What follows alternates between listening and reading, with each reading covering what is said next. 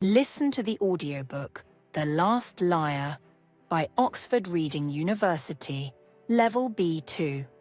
You will find all the other episodes in the description below and on our channel. Mara left her apartment before the city fully fell asleep. The streets were clean and silent.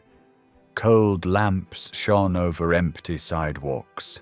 Above every crossing, small cameras blinked like patient eyes. TruthNet was everywhere. It was not only inside people's heads. It was in the air, in the walls, in the system itself. Mara pulled her hood up and walked fast. Her phone felt warm in her pocket. One word was still there, burning like a secret. Okay. She told herself it was strategy. She would meet Elias, learn what he suspected, understand how close she was to being exposed. But another part of her, the part she hated most, was curious. What does it feel like to be seen and not die from it? The cafe was on the edge of the old district, where buildings still had bricks instead of screens. It was one of the few places that looked almost normal. Dim lights, real tables, the smell of coffee instead of disinfectant. Mara stepped inside. A bell rang softly. Only a few people were there. A couple in the corner speaking in careful whispers. A tired woman reading a news feed. And at the center table, Elias. He stood the moment he saw her. His eyes looked tired, not bored, not cruel. Tired. Mara, he said. Her name sounded different in his voice. Not like a file, not like a warning, like a question. She forced herself to walk closer. Elias. They sat.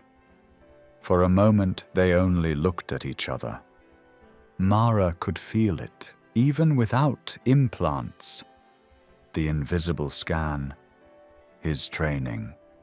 He watched her breathing, her pupils, the tension in her hands.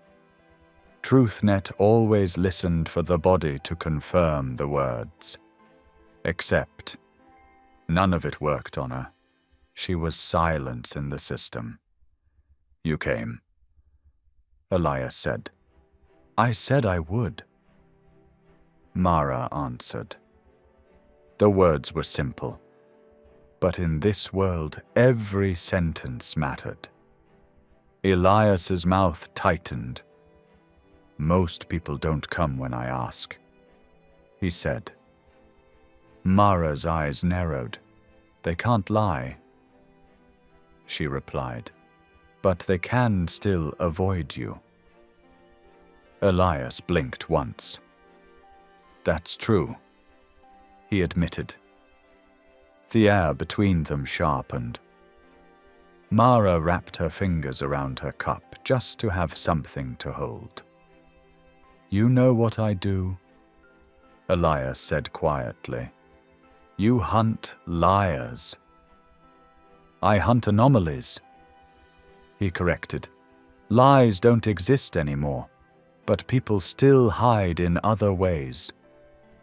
Mara's heart beat once hard. And yet, she said, you're sitting with me. Elias did not deny it. I saw your file, he said. Mara froze. I shouldn't have a file. I made one, Elias answered. Of course he did. He watched her carefully. You have no implant signature. Mara forced a shrug. I was born outside the program. That's impossible.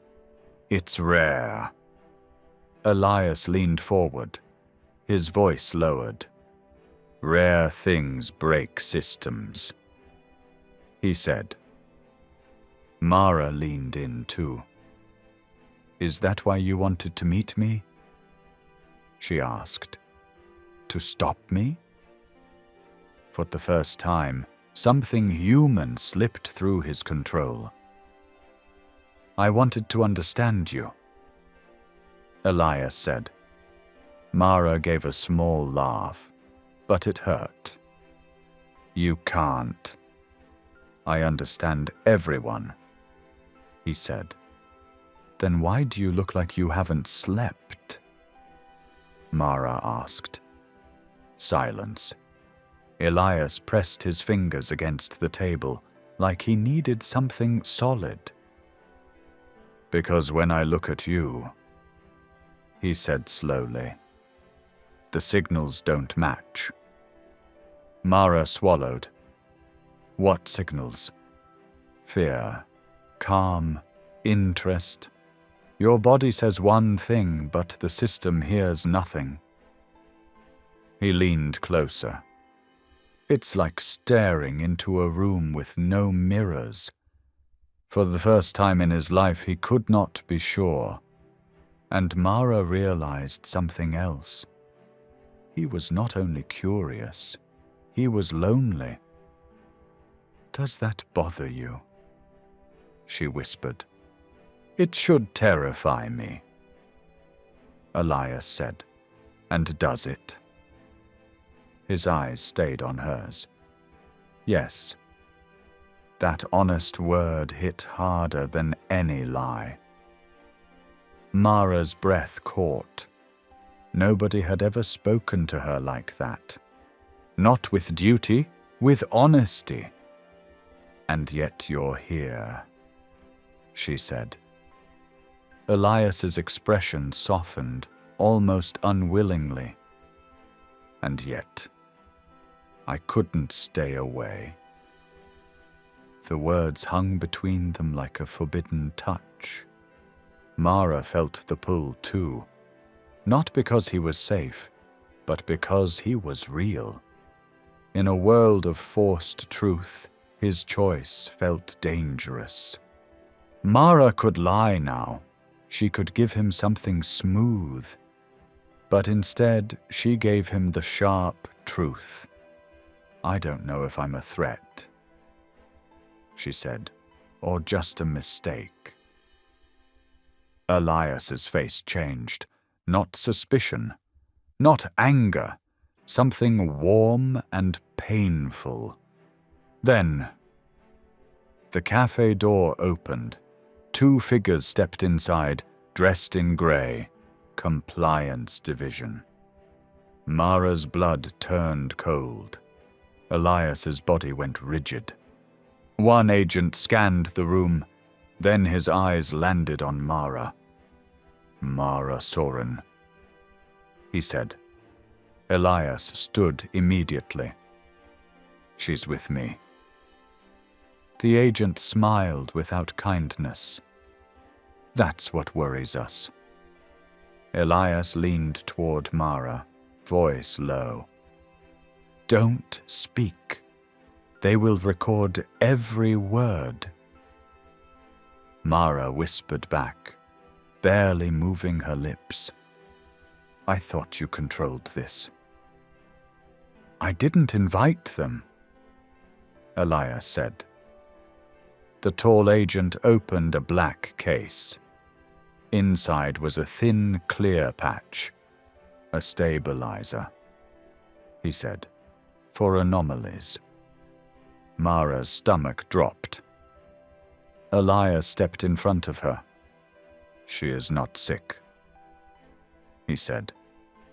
"Nobody said sick," the agent replied. "We said unsafe." When you were listening, how many words felt new to you? Wouldn't it be great if you could just click on them and see the translation? Well, in the Ewa app, you can. Listen to thousands of audiobooks. Check the meaning of new words as you read. Practice them later and remember faster. Try Ewa today and make learning easier.